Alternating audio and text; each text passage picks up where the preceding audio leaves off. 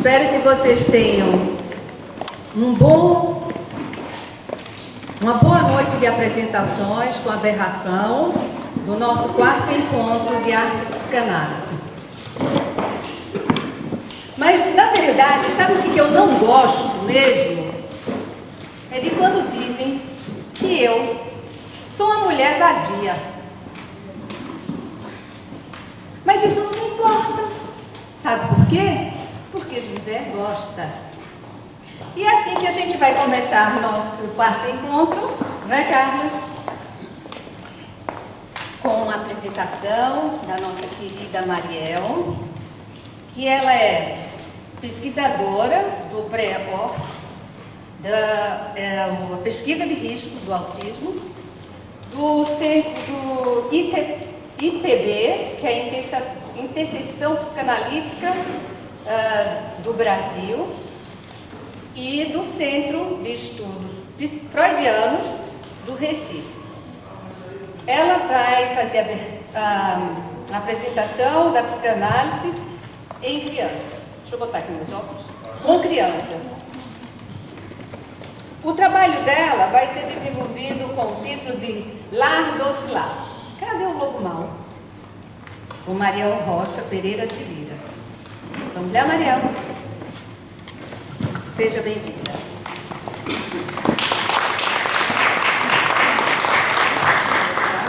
Certo, quer a cadeira?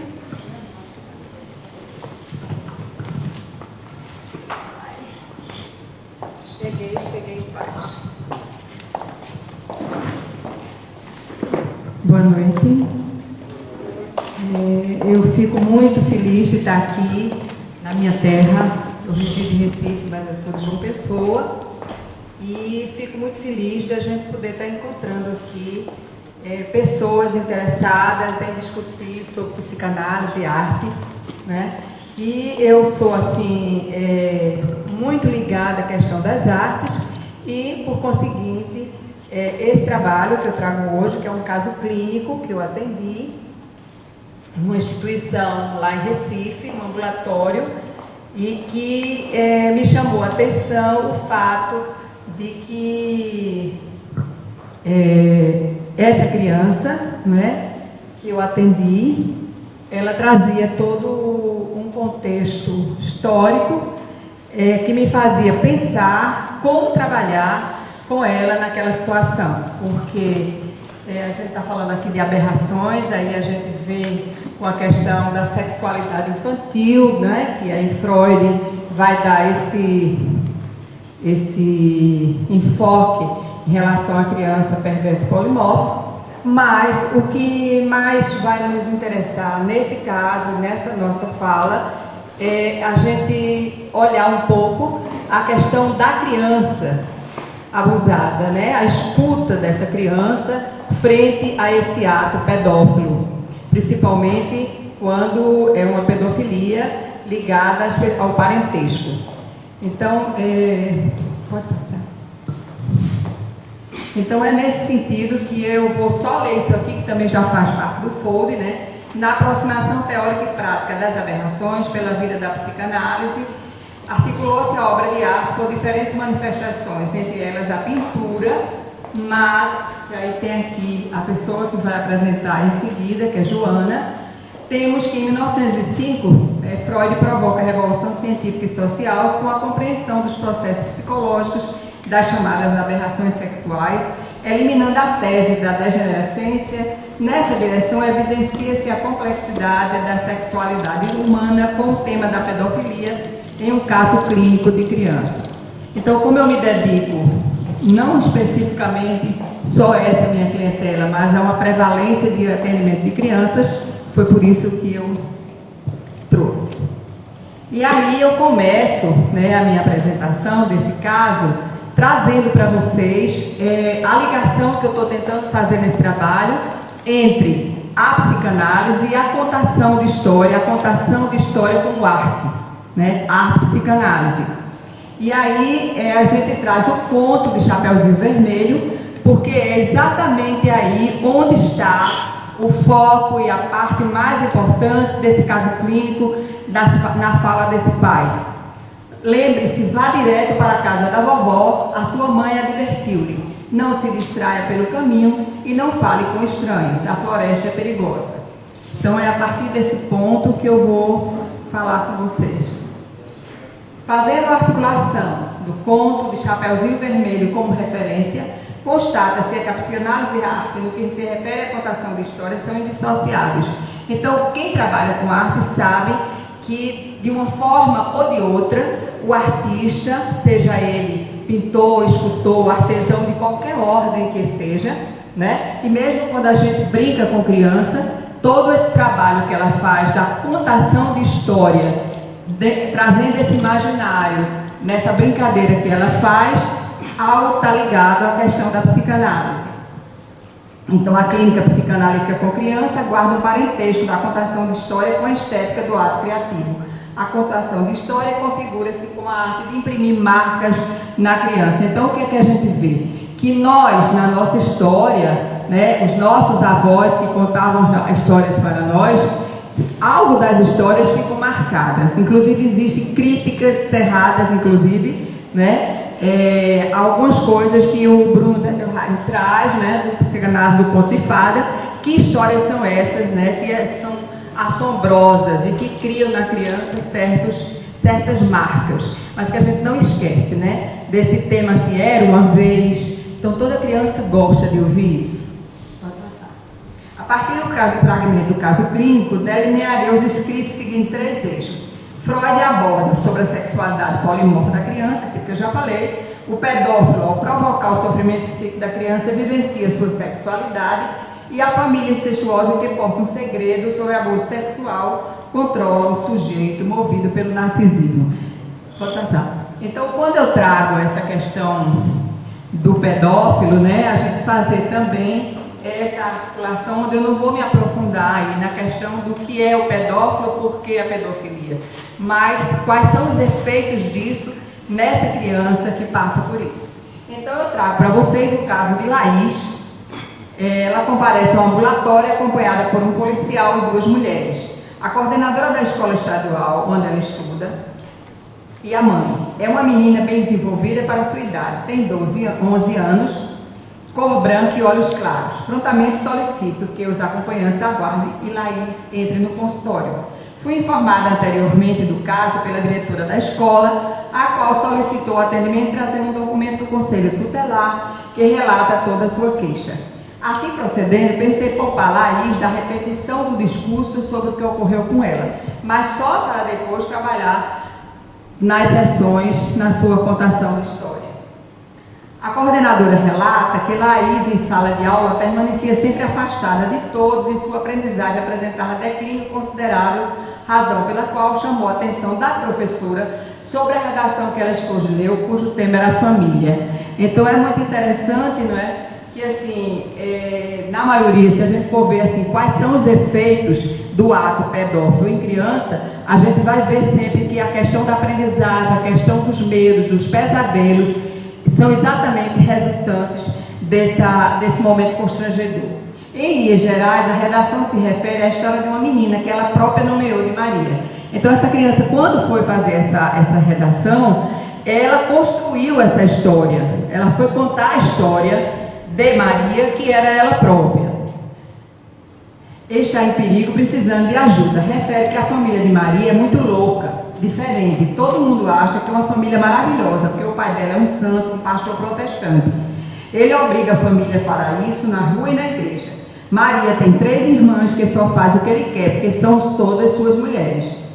Ela tem medo que ele vá embora, elas têm medo que ele vá embora, deixando a família desamparada. Então, há um silêncio das meninas e da mãe em relação a esse ato do pai. O caso de Laís nos leva a compreender que o abuso sexual na infância tem um caráter traumático que provoca marcas na subjetividade, devastação psíquica, situação singular levando a criança a não se lembrar do ato, principalmente no incesto paterno-filial. A família, ao negar a realidade dos fatos, configura colúrios, omissões e mentiras, como se fosse possível apagar na história familiar o ato abusivo através do pacto do silêncio. No caso de Laís, né, então daí a razão porque nas sessões a gente pedia para a Laís falar, contar as histórias que passava com ela. Nessa contação a gente poder chegar exatamente nas questões de inconsciência e no sofrimento que ela estava. No caso, Laís, como resultado da destrutividade do ato pedófilo de seu pai, constrói sintomas na aprendizagem e nos relacionamentos afetivos. Relata que ela ficou assim durante muito tempo muito arredia, sem ninguém poder chegar perto. Mas parece que ao declarar seus medos e sofrimentos frente à emergência do abuso físico, pois foi abusada psicologicamente durante a infância, diante das cenas que presenciou, busca na palavra escrita uma forma de simbolizar. Em relação ao pai abusador, nos chama a atenção a forma moralística e religiosa que traveste a família, que na verdade é um reduto onde o ideal sexual onipotente e narcísico se estabelece. Assim, o gozo com as filhas parece não representar nenhum constrangimento, porque também eu tive uma entrevista com ele, não tive mais porque ele foi levado para o presídio. Maria confessou à mãe que tem medo, não quer sair, que não quer ser mulher do pai e vai fugir, não quer menstruar, esconde os peitos com a blusa larga. A mãe diz que vai contar ao pai, pois ele faz isso para proteger Maria. Quando fizer 12 anos e menstruar, vai ser dele. Maria fica assustada porque ele faz sexo com as irmãs na frente dela e da mãe. Fecha as portas, coloca música evangélica para que os vizinhos pensem que estão orando. E sempre fala que é o representante de Deus na terra. Quero que a minha casa seja conhecida como Lar Doce Lar. Daí o título do meu trabalho e por onde a gente pode percorrer em relação a essa contação. Lobo mau não entra aqui. Maria indaga como ele é representante de Deus na terra e faz tudo isso. Agride minha mãe, eu e minhas irmãs com uma faca. Quem pode me ajudar? Sei lá, acho que estou perdida. Fim da história de Maria. Foi isso que Laís escreveu e entregou à professora e chamou a atenção de todos na escola, daí eles levarem para o conselho tutelar. Laís, durante o tratamento, mostrou-se inicialmente reservada, mas depois assumiu que a personagem Maria era ela. Diante do juiz, ela negou essa condição, em razão da mãe lhe ter obrigado a guardar segredo para que o pai não fosse preso. O pai disse antes de ser indiciado: falando essas mentiras, você vai fazer vergonha ao seu pai. Eu sou um homem de Deus. Ele deu vocês para mim. Laís refere que a psicóloga da justiça conheceu que ela estava negando os fatos. Posteriormente, o pai foi encaminhado ao presídio e ela passou a contar várias histórias sobre o abusador. A figura materna confirma o comportamento que em geral estão presentes nas mães, acobertando o ato transgressivo que opera no sentido de manter uma ilusória imagem familiar perfeita. Quebra do pacto do silêncio, que eu acho que esse momento da contação da história que Maria faz na carta e durante as sessões, ela esteve em atendimento até que o conselho tutelar não liberou mais o policial para trazê-la, porque ela sempre ia para o ambulatório com o policial. Mudou de escola sem comunicação, perdemos o contato com a criança. Porém, mesmo não dando continuidade aos atendimentos, Laís anunciou a quebra do pacto de silêncio, possibilitando a abertura para novas elaborações, ao contar suas histórias, desvelando suas angústias e medos, por vezes falando sobre os desenhos. O caso clínico em questão confirma que a família incestuosa porta um segredo sobre o abuso sexual. Por vezes silencia, mantendo o lar doce lar, para a evitação do conflito e negligência ao apelo da filha que sofreu ou sofre o abuso psicológico. Assim, instaura-se o ato pedófilo de violência intrafamiliar. Bom, então eu não sei se eu corri muito com medo do tempo, né? Mas eu acredito que depois a gente pode ter um tempo para discutir sobre isso. Então, assim, o meu interesse de vir para cá, né?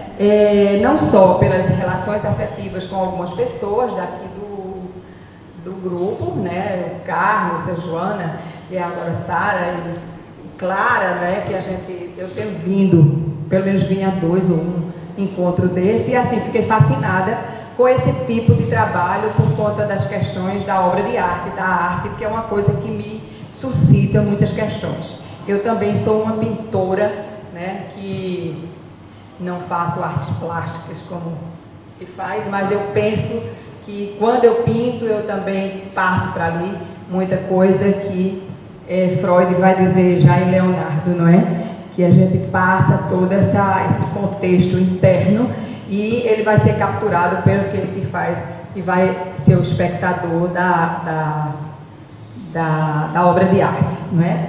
Então, assim, eu vi nesse caso, não é, quando eu falo da contação de história e pontuo a questão do lar do oscilar, né? Aqui o lobo mau não entra. Em que lugar esse pai se coloca? Quem é esse lobo mau, né? E de que forma ele coloca isso, que em contraponto ele diz que é o nome de Deus, né? E é assim que ele passa para a criança, esse tipo que ela mesma indaga no caso, quando ela diz, se ele diz que é o nome de Deus, por que ele faz isso com as minhas irmãs, né? E a minha mãe e eu. Então é realmente um caso assim que eu não vou assim entrar em muitos detalhes, mas se quiserem depois a gente pode falar um pouco de situações que eu vivenciei com ela nas sessões, onde ela com muita dor trazia tudo o que acontecia, né? Esse momento assim extremamente grotesco, né? Onde esse pai não tem a menor lisura, né? De proteger, aspas, essa filha desses atos, né? Ele as coloca no ato e ainda coloca como espectadoras, né? Elas seriam esse ato, né, de voyeurismo, que a gente pudesse dizer assim, de estar vendo aquilo ali, esse olhar, né, dessa situação caótica que ela traz para a gente nas sessões. Então, foi isso que eu pude trazer para você.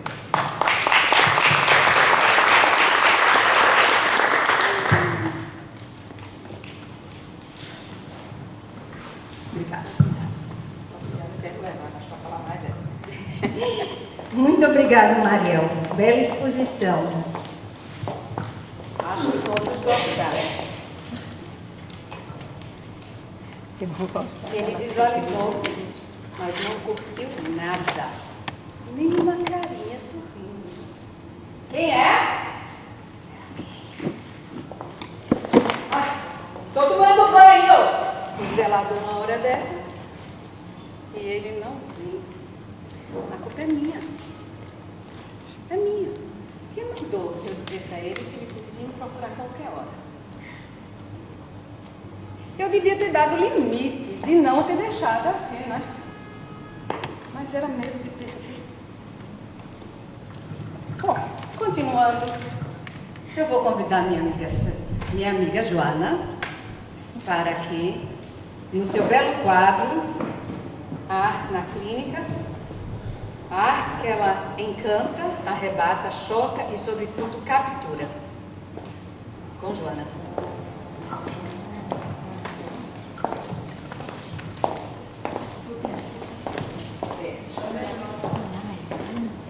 Boa noite.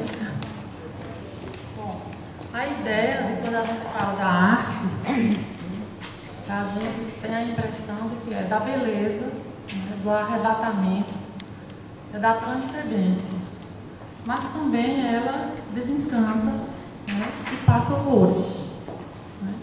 Nesse trabalho, né, a gente está lá na plateia, fica um pouco impactada, né? Eu estou meio assim ainda. Chegou a ficar cansada.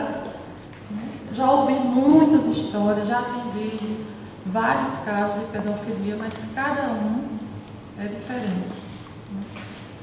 Então, Freud nos diz que a verdadeira arte poética está na conjugação do que é estritamente pessoal, em prol de um laço com o outro, espectador ou leitor. Né? Eu não sou artista plástica, mas estou pintando. Né? Estou na Escola de Artes do Estado há um ano, mais ou menos, né? E estou me dedicando à pintura. Esse trabalho meu está entrelaçado com o de Mariel. Mas eu vou chamar as pessoas para vir aqui. Então, essa obra, né, eu fiz entrelaçado com o tema dela, né, no momento em que eu pintava. Né, obviamente, a a gente sente, né, e transgride, né? Eu pensei na aberração das cores. Né? Então o quadro está assim, bem assustador e bem aberrante. Né? Mas eu gostaria que vocês, né, quem puder, levantem-se e venham até aqui olhar de perto, para depois a gente começar a discutir. Né? A intenção é discutir sobre os aspectos clínicos do caso. Né? Então, quem puder, por gentileza. Né? Olhem, Pode vejam. ser em fila indiana, pode ser de dois em dois, pode ser de grupos, Pode ser todos Pode ser na de mesma hora. pode ser de uma. Podem falar alguma coisa ou não. Né? Fiquem à vontade.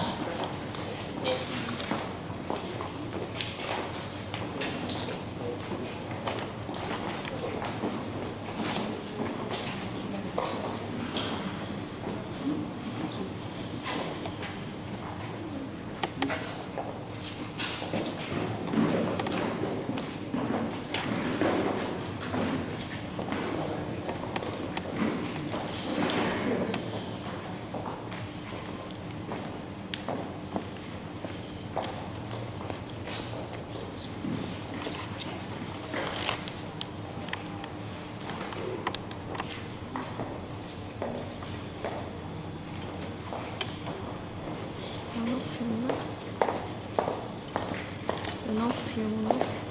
Não, pode. Não. E depois, já mostrei o quadro para não ficar aquele acumulado. Não, fica aquele a luz.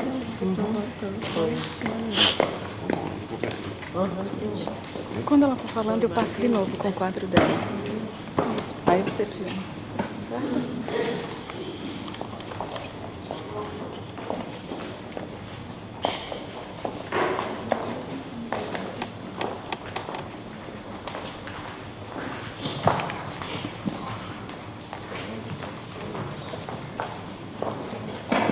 Obrigada. Né?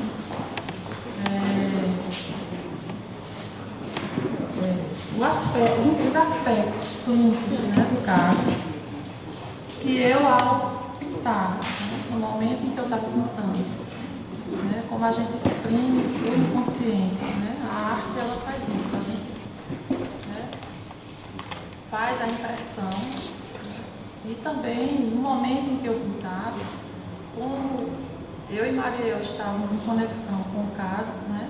A gente juntas, trabalhando. Eu comecei a pensar, né, de como apresentar uma obra, né, de um caso tão fortemente, né, trabalhado, né, e elaborado. E aí eu comecei eu cheguei para o professor, né, que hoje não está aqui, Pablo faz parte do grupo, mas hoje, infelizmente, ele não pôde vir. E eu falei para ele, professor, hoje eu quero uma técnica van Goghiana, porque o caso é muito pesado e eu preciso pintar hoje. E aí eu comecei, ele disse, então a pintura em tela, acrílica, né, a técnica, né, de mistura das cores, né, Van Gogh é expressionista. E aí eu comecei a pintar, né? A pintar.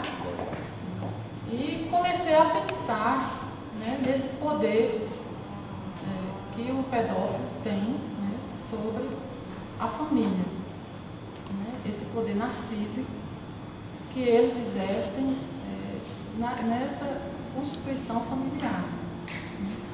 Uma pessoa aqui, acho que Sara, colocou, o homem está de barriga, não é? Então, geralmente quando a gente fala de pedófilo, a gente não pensa que tem mulheres também, né, que fazem, né, que estão no grupo dos pedófilos.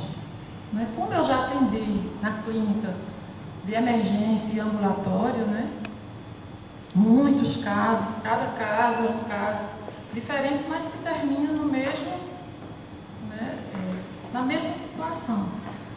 Então, essa tela, né, esse lobo mau, que a maioria das crianças identificam o pedófilo como lobo mau, né? No meu inconsciente, eu construí o homem, né, parecido com o lobo, mas também parecido com a mulher, né, que tem esse poder, né, narcísico de manipular toda a situação familiar. Geralmente, o pedófilo ele é aquela pessoa que está muito próximo da família, né? Geralmente, eles começam com a amizade com os pais da criança, né? Geralmente moram dentro de casa, é um vizinho, é um professor, né? Essa semana, Fátima Bernardes estava numa discussão. Um certo pai descobriu que a filha estava sendo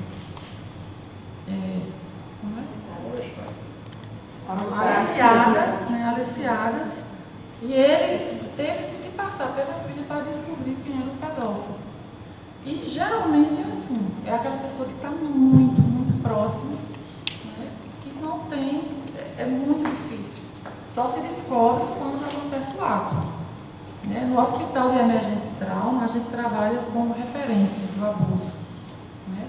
E as crianças elas chegam, às vezes, levadas pelo próprio pai. Né? Nos atendimentos, né? A gente passa 12 horas no plantão. Quando chega, a gente já suspeita, tem-se a suspeita, a gente começa e a criança, no desenho criativo dela, ela faz essa expressão, ela conta a história, né, como se fosse uma outra criança, mas se representando ali.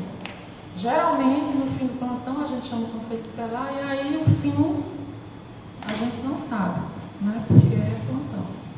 Então, o que eu pude, né, passar na arte, né, na minha arte, né, nas minhas elaborações inconscientes, né, que a gente, no momento que está fazendo, a gente pensa, né, no que eu tive a experiência de atendimentos e comecei a aplicar, pensando também nesses atendimentos que eu fiz, que são todos muito parecidos. Uma outra coisa que eu achei interessante também na história de Mariel, né, nesse caso clínico, é a questão do lobo mau. Né, como elas identificam pela a própria história, de contação de histórias, que a gente tem desde a infância, né? Essa referência do lobo mau, porque às vezes o lobo mau ele nunca é bom, né? Então se faz essa referência, né? Ou o monstro, né? Eles chamam geralmente o monstro, do lobo mau passa a ser monstro. Então é isso. Na discussão a gente vai, né, descobrir mais coisas, né, que acontecem. Tá bom? Muito obrigada.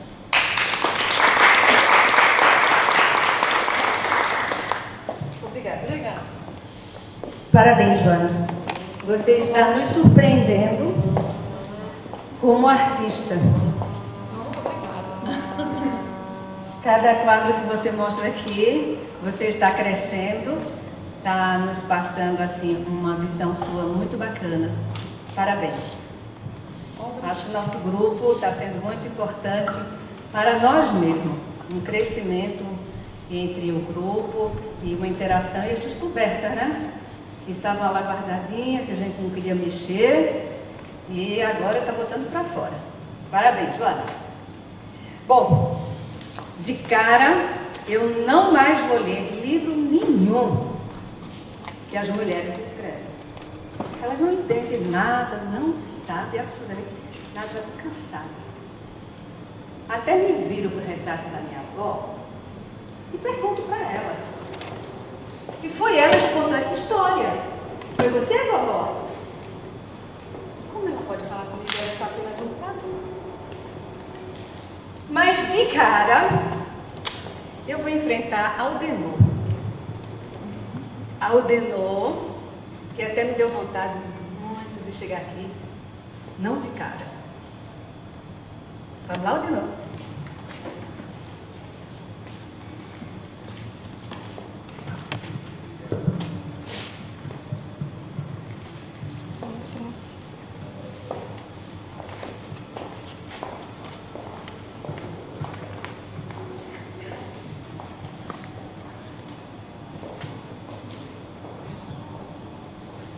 Boa noite a todos e todas. O Belo Pé foi uma forma que eu encontrei de falar um pouquinho do recorte da minha arte com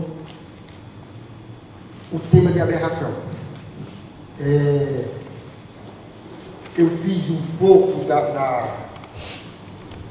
recuperação do que eu penso com aberração para traduzir nele a minha arte. Na minha arte eu li onde estava uma aberração. Eu entendo a aberração sempre como uma perfeição, um defeito, um erro, e está sempre relacionado a um contraste com a natureza que a gente imagina de perfeita. Daí nós temos as aberrações da natureza, e elas geralmente são temporais, né, e acontecem sem controle nenhum, né, com terremotos, tsunamis, furacões secas. E as aberrações animais, incluindo aí as humanas também, onde é sempre algo estranho ao padrão normal da aparência da espécie animal. Alguns exemplos deles, os mais comuns, está em todo canto, os irmãos siameses, o chimpanzé, o homem-elefante, animais de 3 patas, cobra de 3 cabeças, etc.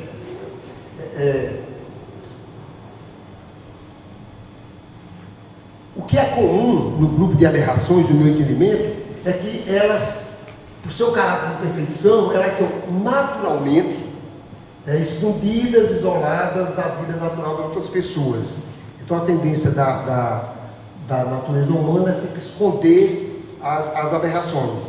Inicialmente elas eram escondidas no meio rural. A minha vivência me mostrou muito isso, como tinha aberrações no meio rural. Como sempre as pessoas deixavam lá na fazenda, no sítio, alguém com síndrome de Down, alguém que tinha algum defeito físico. Então era muito comum encontrar. Depois que, com a modernização da agricultura, o pessoal se desloca para o meio urbano, então as aberrações que não podem ser escondidas, elas são deixadas nas localidades periurbanas ou então na periferia de cidade do Porto Médio. O recorte que eu queria fazer das aberrações é um pouco de destacar o que eu considero de aberração social, que é aonde eu me situei para traduzir um pouco da minha arte. Então, as aberrações sociais, no meu entender, são sempre construções sociais. E aí, para mim, onde está o perigo. Como todas as outras aberrações, elas devem ser escondidas, negadas, o que é pior, naturalizadas como algo estranho à sociedade como um todo. E, em geral, elas são escondidas também, a não ser quando existem aberrações tão evidentes, socialmente tão agressivas, que fogem ao ditame ideológico de escondê-las. E aí eu destaco apenas algumas horrorosas que são colocadas na literatura, como o estupro corretivo, que é uma prática horrenda de estuprar lésbicas para curar a sua sexualidade, parecido com a cura gay, que se falou muito aqui um pouco tempo atrás. Pouco tempo mesmo. A mutilação genital feminina, ou a circuncisão feminina, também são aberrações sociais que não dá para esconder mais. Elas extrapassaram e a gente ainda procura dizer que ela acontece mais em países africanos, mas já existe, está comprovado que elas existem em quase todas as religiões, em quase todas as sociedades. O que eu estava querendo, quando eu cheguei com a minha arte, foi destacar uma aberração social que eu considero a proibição do uso do canabidiol CBD. E aí, para mim, eu vejo todos os aspectos das aberrações da forma como eu vinha percebendo. Eu estou chamando de uma aberração a proibição ou a maconha medicinal, de uma forma que se fala também. E que ela é tão gritante que já no meados do século XVIII, se eu não me engano, século XVIII, já existia trabalho científico mostrando a ação de alguns canabidióis que estava ligado à maconha, que era utilizado como medicamentos em doenças respiratórias e principalmente em convulsões. Isso eu estou falando de meados do século XVIII. Para a gente ter hoje em dia ainda todo um processo de proibição. E essa proibição, para mim, o que é mais gritante, é que, por isso que eu considero uma aberração social, é que o fato de uma proibição ela só é rompida através de utilização da justiça ou de algo parecido com isso. O que privilegia uma classe que tem conhecimento, recurso e acesso a essas leis, deixando de lado o seu benefício para todos, ou ao menos a sua ampliação um pouquinho. É o que eu digo que é uma restrição que atinge mais diretamente as pessoas comuns. As pessoas comuns. Para quem está falando de aberração, chamar pessoas comuns, para mim, fica bastante contraditório. E daí que eu não vejo nessa estratégia de proibição do uso do canabidiol CBD, senão volta numa onda de preconceito, discriminação, e o que é pior, uma tentativa de naturalização de uma proibição. Você faz com que as pessoas que necessitam se beneficiar dessa estratégia aprovem a sua proibição, ou não tem argumentos para dizer. Isso é um caráter ideológico que faz com que se mantenha uma aberração social que a própria sociedade aprova. Quer dizer, a sociedade, por conta de outros critérios, que eu acho que aí existe um pouco de narcotráfico, existe todo um problema ideológico, existe um problema de outros interesses, e faz com que a sociedade aprove. Eu já tive experiência de conversar isso com algumas pessoas, inclusive a minha própria arte é muito criticada. As pessoas dizem, eu devia assumir logo que sou maconheiro e que não estou fazendo nada mais do que isso. Porque é interessante como as pessoas se condoem, né? E além do mais, deve ter passado aí alguma transparência dessa, já está comprovado cientificamente que o uso do canabidiol CBD não tem nenhuma característica fugiu a palavra. De alucinógeno. Não tem nenhuma característica disso. Então, é irritante a manutenção da sua proibição. E com isso eu transferi todo esse pode passar para a minha arte, que inclusive me deu um alcance muito bom, que eu comecei a fazer peças de prata, e o imaginário feminino é muito lindo, é lindo fazer brinco, colares, mas eu estava muito preso ao imaginário feminino, estava louco para sair para o imaginário masculino. E aí as peças da cannabis me ajudou a isso. Né? Eu, claro, uso mas foi quando eu pude utilizar tools para cachimbo, eu sou amante dele, para chapéu, para gravata, né? E além de edores também femininos. Então, chama a atenção apenas que todas as minhas peças de prata, que eu utilizo a imagem, a folha da cannabis, ele está sempre tendo como suporte uma cruz. Essa cruz simplesmente nos remete a se associar à luta pela liberação do canabidiol para fins medicinais. Eu acho ótimo também que as pessoas me atribuíram também um pouco de como é que eu coloquei a folha da maconha no centro de uma cruz. Mas é uma cruz vermelha, simplesmente a prata não consegue mostrar cores, a não ser a prata. Então essa é a relação que eu faço e estou muito feliz porque consegui fazer com que a minha arte se visse para outros bens além da beleza estética. Obrigado. Nós temos fotos aí, depois a gente pode conversar sobre elas. E eu lembraria, para quem quisesse me dar o prazer, eu estou fazendo a vernissagem aqui em João Pessoa, a primeira delas, no dia 16 de setembro, onde eu vou expor todas as minhas peças, inclusive essa. Vou ficar muito feliz lá no Casarão 34. Muito obrigado. Aqui pertinho. Aqui pertinho. Você quer mostrar as pessoas? Ou Quem quiser se levantar para viver ali e dar uma olhada, pode se aproximar e depois vocês, do debate, vocês podem até comprar.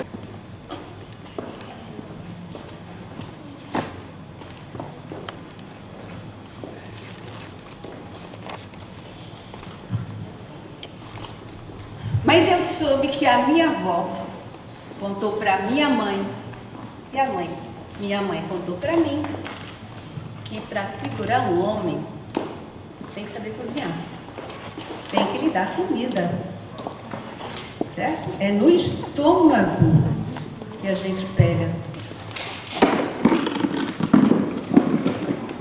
E o que eu vou fazer se nem fritar ovos? Eu sei. Se eu correr, o bicho não me pega. E se eu ficar, o bicho também não me come. Fazer o quê? Consultar Lacan, né? Que diz: a figura mãe é como um grande crocodilo em cuja boca vocês estão. A mãe é isso. Não se sabe o que ele pode dar na telha. De estalo fechar sua bocarra. O desejo da mãe não é isso. E isso está no Seminário 17 de Lacan.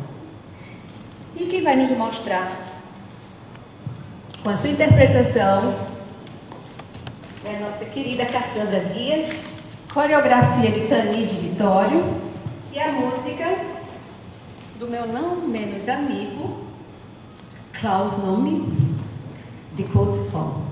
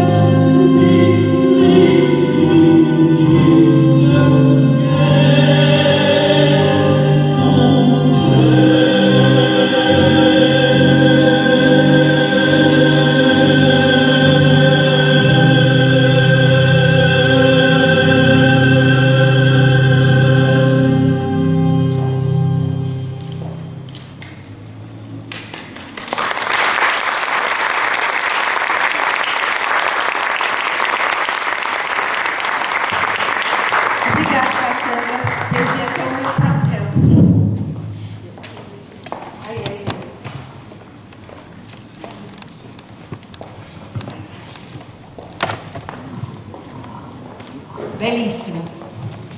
Belíssimo, belíssimo. É tão belíssimo que eu já vou passar direto, convidando Eulâmpio com a sua sedução e prazer. Porque depois de Macra tem que entrar ele. Chegue. Agora vamos virar as cadeiras. Só virar.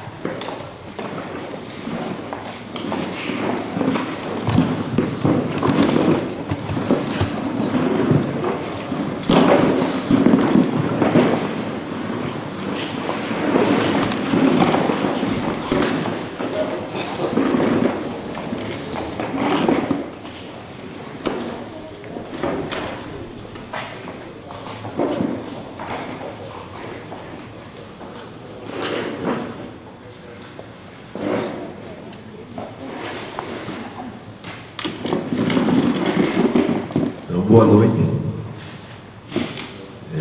Aberração, berração, ação, berra.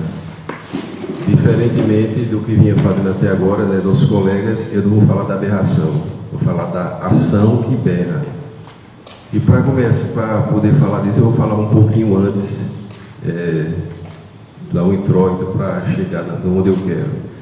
Então, na minha visão e biologia, né, biólogo, eu sou biólogo, mas minha visão biológica, existem duas grandes forças no animal, ou seja, duas ações que berram. É a autopreservação, e essa autopreservação é comer, fugir, lutar. Essa é uma das grandes forças que berram no ser. E a outra grande força que berra no ser é a preservação da espécie, através da perpetuação do DNA. E essa força é maior ainda. Ela é tão maior que nós vemos animais que morrem para reproduzir, animais que se degradeiam e após a não conquista, o que perde, muitas vezes sai tão mutilado que morre. Então essa força de preservação da espécie é até maior do que a de preservação. Então essa força berra. No ser humano, quer dizer, como outros animais, mas no ser humano, essa força, ela berra em outro sentido. Porque na preservação da espécie, os animais ganharam um bônus, que é o prazer. Então, esse prazer é que simboliza ali a minha peça. O ser humano usa em determinada quantidade no seu alto prazer. Então, ele utilizou, né, essa força que é dada, esse bônus da preservação da espécie, e essa ação berra no ser humano. Ou seja, eu trouxe ali uma peça chamada Sedução e Prazer, onde o prazer, o alto prazer, o prazer pessoal, ele é usado ao extremo. E a gente sabe, né, que hoje já tem indústrias que produzem artefatos para o alto prazer. Então, eu não estou trazendo como uma aberração, mas como a ação que berra, ou seja, a utilização do prazer que era dado na preservação da espécie como autogratificação. Então eu convido vocês a ver a peça. Essa peça chama de Sedução e Prazer, e ela compõe uma amostra que eu vou fazer ainda aqui, eu fiz em Recife, mas eu vou fazer aqui em João Pessoa ainda, que são 10 ou 11 peças, né? Atualmente tem 11 peças, e que elas foram todas inspiradas em músicas. Essa Sedução e Prazer foi inspirada na música de Pink Floyd. Certo? Então convido vocês para verem ela.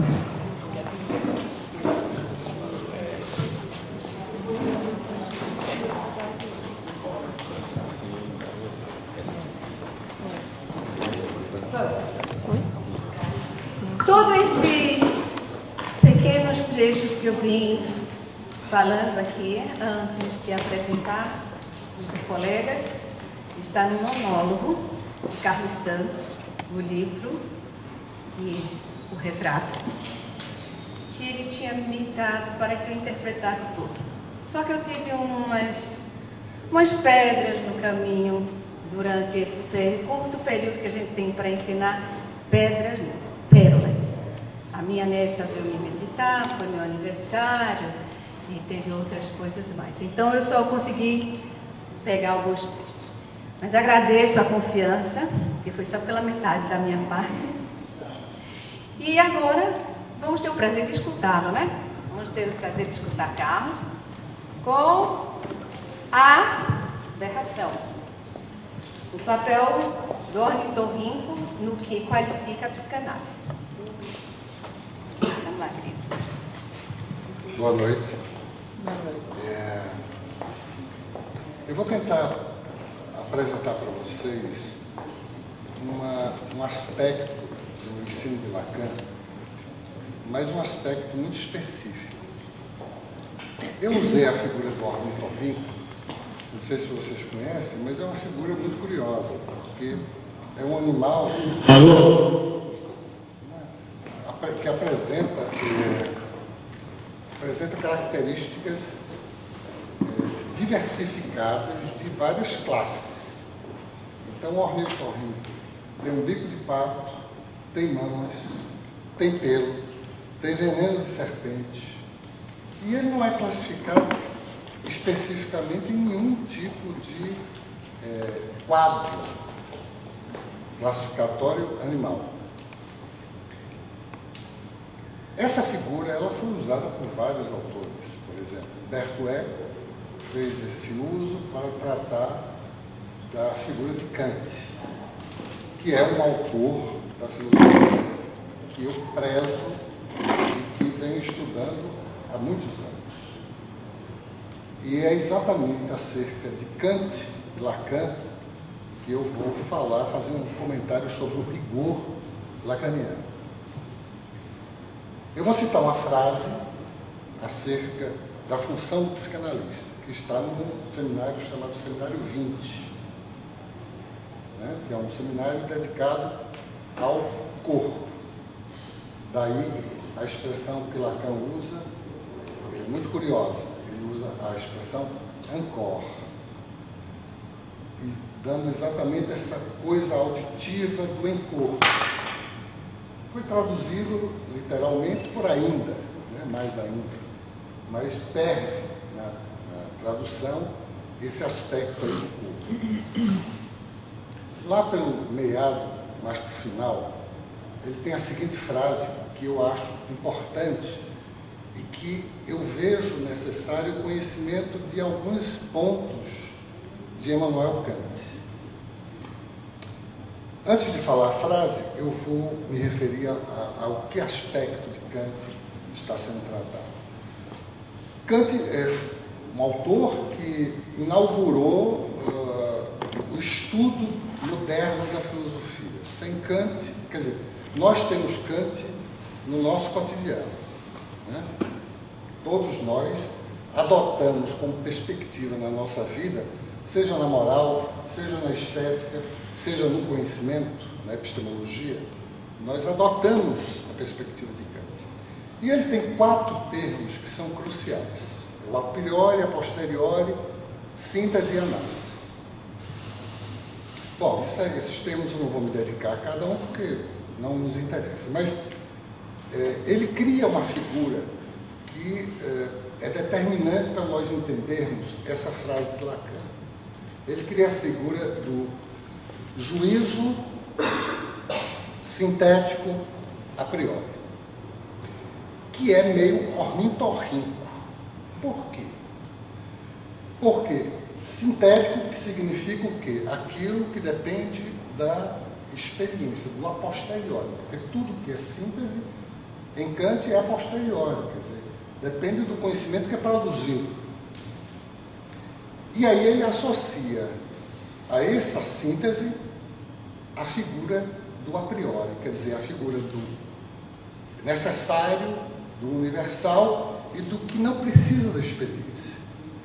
Essa conjunção aí nos é importante para nós entendermos a seguinte frase: Lacan diz o seguinte, a frase é exatamente essa.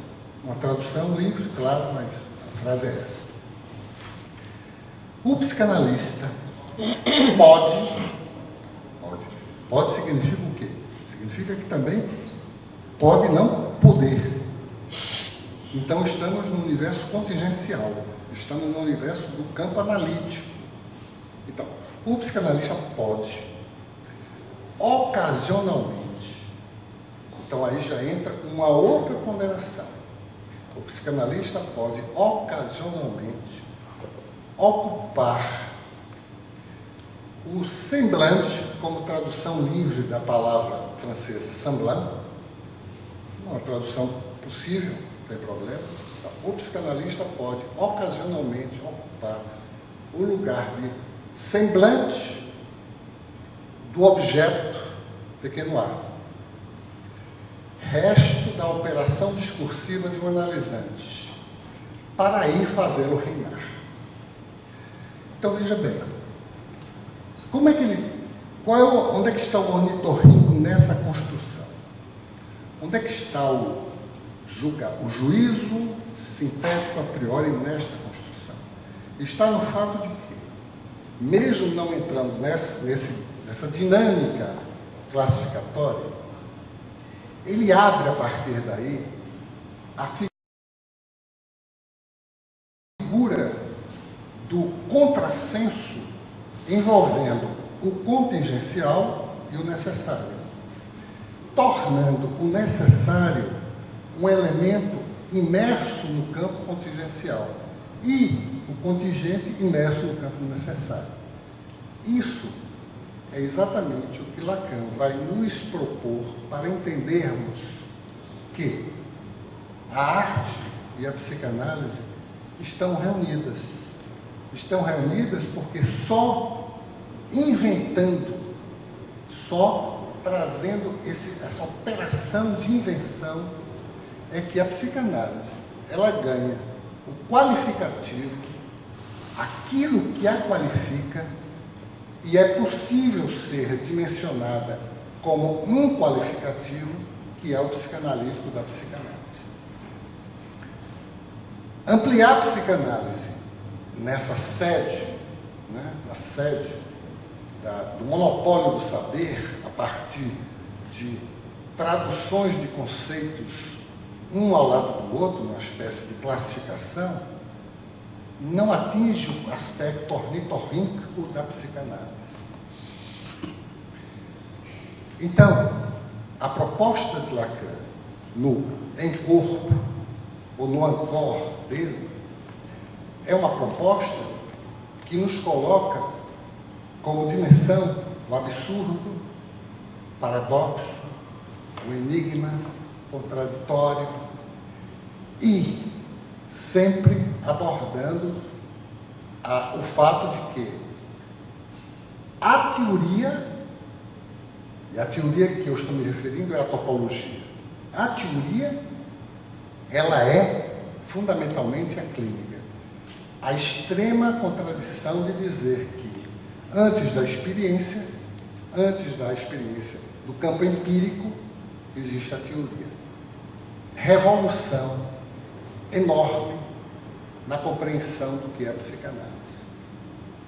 Uma vez que nós estamos acostumados a entender que a psicanálise é você tem a experiência e depois da experiência você vai teorizar essa experiência. Lacan faz essa inversão. Uma inversão ornitorrínquica, uma inversão kantiana com a ideia do juízo sintético a priori. A partir dessa coisa assim tão complicada, o que eu ponho para vocês como ideia, né? Dentro da perspectiva do Raízes Volantes? É de que nós estamos sempre com a nossa linguagem fincados no chão, aterrados, mas sempre com a copa aberta para o transcendental. Não a transcendência, não é a coisa religiosa, mas o transcendental. Num dos encontros anteriores eu falei desse aspecto aí, envolvendo Descartes e Kant. Alguns que estão aqui presentes podem se lembrar. E hoje eu trago essa outra figura do juízo sintético a priori em Kant, no rigor de Lacan. Por isso que é preciso muito cuidado quando a gente pega frases e contextos e conceitos de Lacan e os usa de maneira, assim, ao prazer argumentativo na aplicação de uma teoria, numa prática. Isso é perigoso. Por quê? Porque Lacan, quando chega a fazer uma frase, quando uma obra de arte como a de Picasso é posta ali, como um olho dele, o olhar dele ali posto, nos olhando, quando isso acontece com um extremo rigor. Mas um extremo ao ponto de nós equipararmos o pensamento de uma pedra da filosofia, que é Kant, com Freud e Lacan. Eu trago isso como uma forma de nós vermos que o Raízes Rolantes é uma abertura para nós sairmos do monopólio do saber e colocarmos o saber ligado à arte, como todas essas demonstrações e a demonstração que virá em seguida. Obrigado a vocês. Eu trouxe para vocês uma aberração, queria que vocês ouvissem essa aberração aqui, que é uma aberração muito curiosa. No canto e na letra. Veja essa aberração como é curiosa.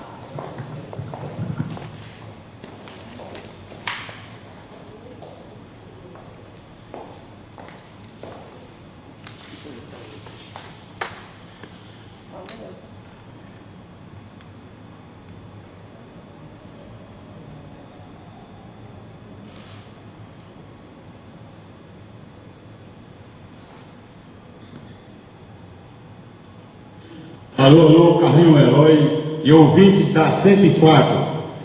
Aqui quem fala é seu amigo Carlos Velho.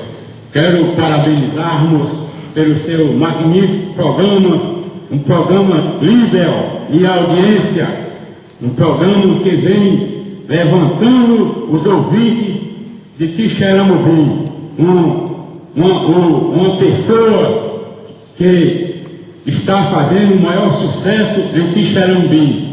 Uma pessoa subjetivamente qualificada, uma pessoa mediocrática, uma pessoa retumbante, pessoa cabiocárica. São pessoas que vieram de nada e hoje não tem porra nenhuma também. São pessoas que vivem fazendo um trabalho magnífico, com sua humildade, com sua simplicidade, dentro da consequência medieval. Quero cumprimentar meu amigo Carlinho Eloy por ser uma pessoa inoxidável, quer dizer, uma pessoa brilhante. São pessoas estrambólicas. Quero parabenizar por ele ser uma pessoa helpis, pessoa batráquia,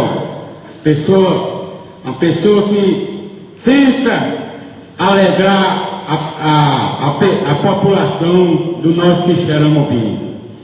Quero parabenizar toda a família Balbino, principalmente meu amigo Miguel Balbino, por ser uma pessoa estrogonoficamente sensível, uma pessoa que merece o respeito tecnológico, uma pessoa que vem também dar sua contribuição aqui no Quixeramobim. E hoje quero parabenizar porque ele criou seus filhos, educou e hoje estão aí fazendo nada por ele. Muito obrigado.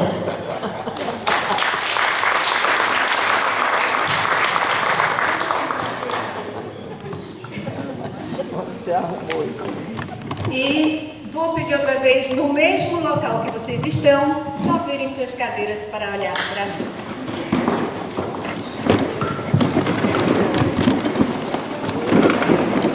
Raiz um eixo nela. Depois deixar na linha, é só virar. Nada é fixo.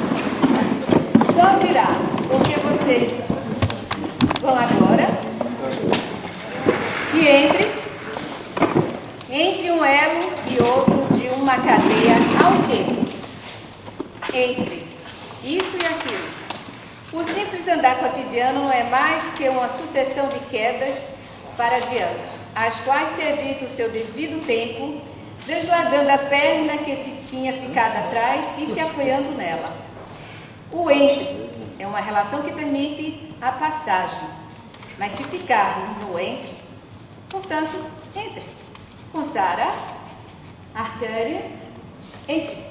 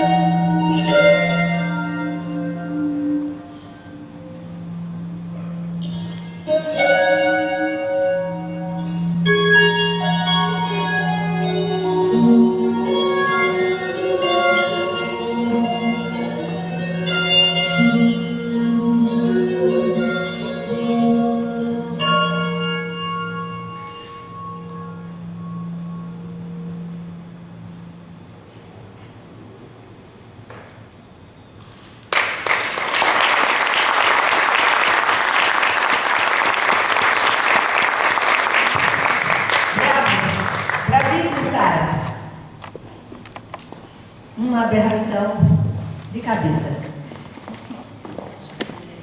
E agora, queridos amigos, queridos convidados, vamos partir o bolo? Cada um pegue sua fatia e vamos entrar no debate. Temos trataria, temos escultura, temos arte visual, temos dança, temos expressão corporal, temos fala, temos explicações aqui com raízes volantes de vocês. Quem vai ser o primeiro? Dou-lhe uma, dou-lhe duas, dou-lhe três. Quem quer o microfone?